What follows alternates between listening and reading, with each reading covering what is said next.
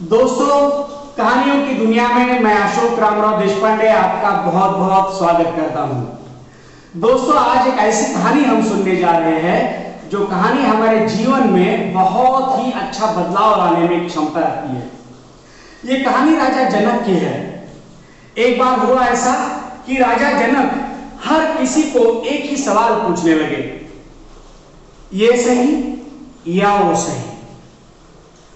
सामने वाला बोलता कि महाराज आपको क्या चाहिए, आप क्या पूछना चाहते हो, आपकी क्या इच्छा है, मैं क्या बताऊं। लेकिन राजा जनक इतना ही कहते और बस अपने ही विचारों में खो जाते और बोलते, ये बताओ ये सही या वो सही। अब ये सवाल ना जाने नगर के सभी लोगों ने सुन लिया था। परिजनों ने, अपने परिवार वाले सदस्यों ने तो पहले ही सुन लिया था, मंत्रियों ने सुना था, प्रधान जी ने सुना था, जो भी वहां पे सदस्य है, सेनापति ने सुना था, कई सैनिकों से भी राजा जनक ने यह सवाल किया था कि तुम्हें क्या समझ में आ रहा है, ये सही या वो सही। अब कुछ सवाल ऐसे होते हैं कि जिनके जवाब पता नहीं होते। अगर परिस्थिति क्या है ये पता होने के बाद ही उसका आंसर दिया जा सकता है। लेकिन हुआ ऐसा कि राजा जनक इससे ज्यादा कुछ बताते नहीं। प्रधान जी ने और मंत्रियों ने सभी महान महान लोगों को इकट्ठा किया, सभी लोगों को एक साथ बुलाया और उसके बाद चर्चाएं की और फिर जनक महाराज इतना ही कहते हैं, ये सही या वो सही। अब ऐसा ही एक सवाल एक बार हुआ ऐसा था कि एक बिल्कुल ही सही व्यक्ति, मेरे जैसा हैंडसम, और उसको एक बार पता चला कि पूछे किसी साधु को कि अपनी मौत कब होगी। तो उसने पूछ लिया, तो उस साधु ने मराठी में बोल दिया की तुझं हे सरळ ना कहे ना, ज्या दिवशी वाकडं दिसायला लागेल त्या दिवशी तू मरणार। अब हुआ ऐसा कि ये स्ट्रेस में आ गया, हर किसी को जाके ये पूछने लगा। पहले तो बीबी को पूछा, जरा ये इकड़ सरल का वाकड़। अब वो ये सवाल एक से नहीं पूछा, गांव में एक भी व्यक्ति ऐसा नहीं बचा था जिसको उसने ये सवाल नहीं पूछा होगा। अब हुआ ऐसा कि गांव के लोग परेशान हो गए कि ये सवाल क्या है, इसके पीछे की कहानी क्या है। तो इसी प्रकार का एक सवाल राजा जनक जी के भी मन में निर्माण हुआ और वो हमेशा एक ही पूछने लगे, ये सही है या वो सही है। अब हुआ ऐसा कि एक वक्त अष्टावक्र मुनि उनके दरबार में आ गए। अष्टावक्र मुनि उनके गुरुदेव भी हैं। तो गुरुदेव जैसे ही आते हैं, दरबार से उच्च स्थान दिया जाता है उनको।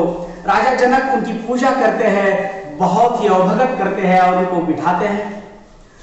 राजा जनक गुरुदेव के सामने छोटे बच्चे जैसे बैठते हैं और पूछते हैं, गुरुदेव मुझे ये बात बताओ, ये सही है या वो सही है। अब जो गुरुदेव है उनकी उम्र है 8 से 10 साल अष्टावक्र मुनि की, और जो शिष्य है उनकी उम्र है 60 से ज्यादा। अब 8 से 10 साल के गुरुदेव उनको बोल रहे हैं, पुत्र ना ये सही है ना वो सही है।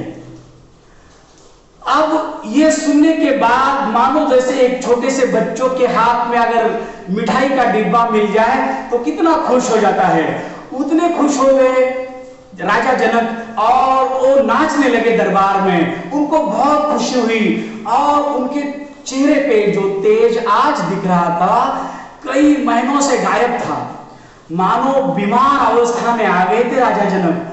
और ये सवाल सुनने, ये जवाब सुनने के बाद फ्रेश मूड हो गया और वो नाचने लगे। और मस्ती भी परमानंद वाली मस्ती थी।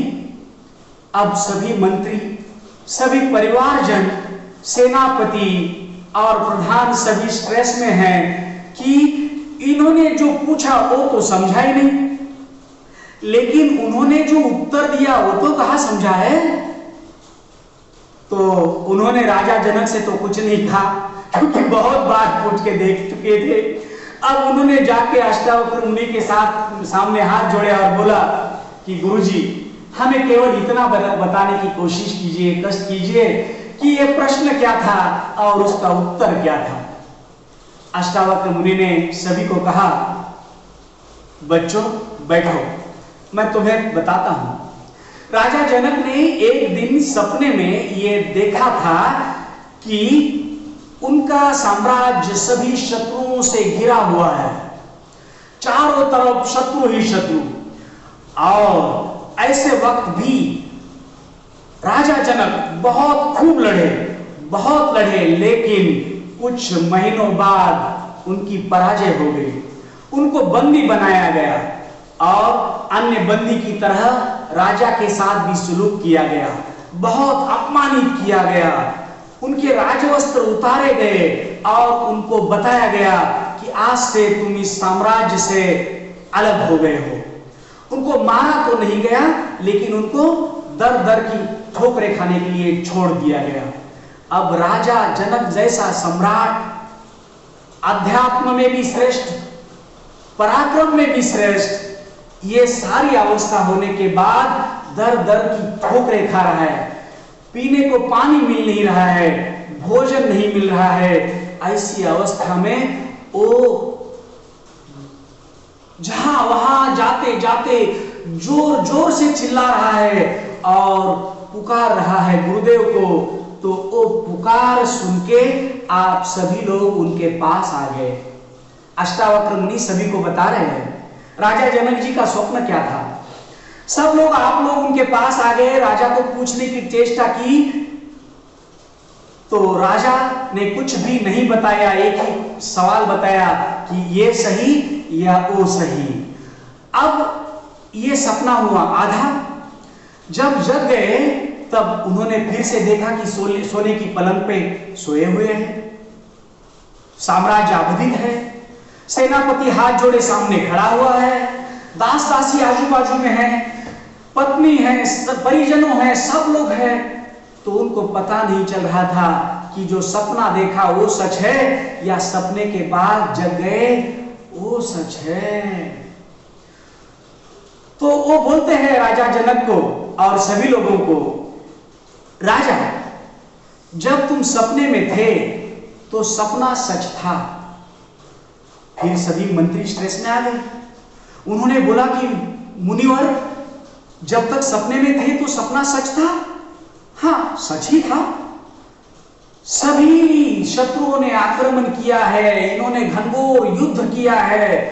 युद्ध के वक्त उनकी परिभाषा अलग थी, बोलने का ढंग अलग था, युद्ध लड़ने का ढंग अलग था, तो उस वक्त उनकी अवस्था अलग थी।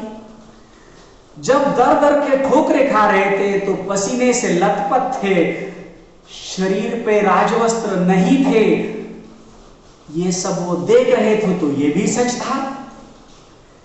जब तक पुत्र तुम सपने में थे तब तक वो सपना सही था। जब सपने से जग गए तब जगने के बाद वो जो सपना था वो झूठ था, ये बात तुमको पता चली। लेकिन मेरे पुत्र, ये जो देख रहे हो साम्राज्य, दास दासी, सेनापति, सेना, ये भी सब झूठ है, क्योंकि ये भी एक सपना ही है। आत्मज्ञान की जागृति जब मिल जाएगी तब ये सपना भी तुम्हें झूठ लगने लगेगा। अब ये अवस्था तुम्हारी आ गई है कि तुम आत्मज्ञानी हो जाओ और इस सपने से भी जग जाओ। वाह! तो जो सपने में देखा, जब तक सपना चालू था तब तक वो भी सही था। अब सपने से बाहर आके ये जो देख रहे हो राजमहल और ये सारी चीजें, वो भी एक सपना है। आत्मज्ञान की जागृति के साथ ये सपना भी झूठ लगने लगेगा। तो मेरे पुत्र, इस सपने से भी जग जाओ। आपको पता होगा कि युधिष्ठिर महाराज के पास एक अंगूठी थी जिस पे लिखा था ये भी दिन जाएंगे। ये अंगूठी देख देख के वनवास के दिनों काटते रहे, लेकिन जब साम्राज्य फिर से प्राप्त हुआ तो उनकी नजर उस अंगूठी पे गई, उस पे वही लिखा था ये भी दिन जाएंगे। भगवान कृष्ण बाजू में ही थे, तो उन्होंने उनकी तरफ देखा, मुस्कुराए और कहा, सच है युधिष्ठिर महाराज, ये भी दिन जाएंगे। क्योंकि हमें ये पता करना चाहिए, पता रहना चाहिए कि ये जो जी रहे हैं ये भी एक सपना है। थोड़ा सा ऊंचा उठ के और सोचने की जरूरत है। दोस्तों, हर एक दिन एक नई कहानी के साथ मैं अशोक रामराव देशपांडे आपके सामने प्रस्तुत होने वाला हूं। मेरी कहानियां कैसी लगती है जरूर जरूर बताइएगा, और अब तक आपने सब्सक्राइब नहीं किया होगा तो जरूर जरूर कीजिएगा। बेल आइकॉन का बटन दबाइए और कमेंट भी जरूर लीजिए। लाइक करना तो आप भूलेंगे नहीं, इसकी मुझे गारंटी है। और आपके परिजनों को, जो आपके नियरेस्ट एंड डियरेस्ट है, अगर आपको कहानी अच्छी लगती है तो सबको ये लिंक भेजने का प्रयास भी कीजिएगा, जिससे कि और कुछ अच्छी बातें लोगों तक तो पहुंचे और सब खुश हो जाए। तो खुश रहो, अच्छा जियो। इसी के साथ आज की कहानी यहीं पे खत्म होती है। Thank you so much.